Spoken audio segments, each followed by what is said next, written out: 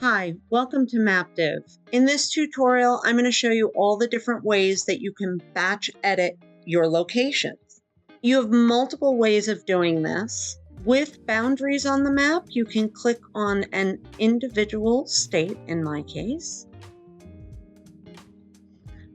Click on Additional Actions, Batch Edit Locations.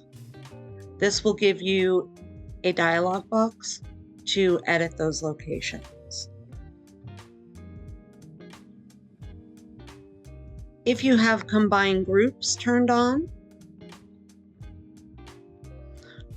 which combines the states together, we can click on that and batch edit all the locations in the territory. This is the same for your drawn territories. Simply click on that. Additional actions, batch edit locations.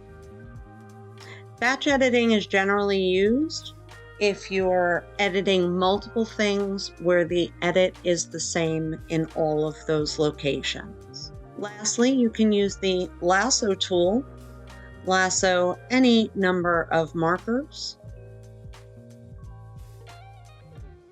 and then choose Edit Data as a group batch, and that will give you that drop-down.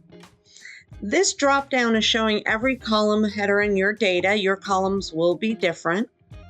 And what you're doing is you're editing all of them at once. So address would not make sense unless they're all in exactly the same place. But you can do like the salesperson, change the salesperson if they've left, change the category, anything that you've got that would be something that you would change en masse. Simply type in the new name. This will check automatically. Don't check any of the boxes where you're not putting data. That will clear all of the data. So leave everything else blank.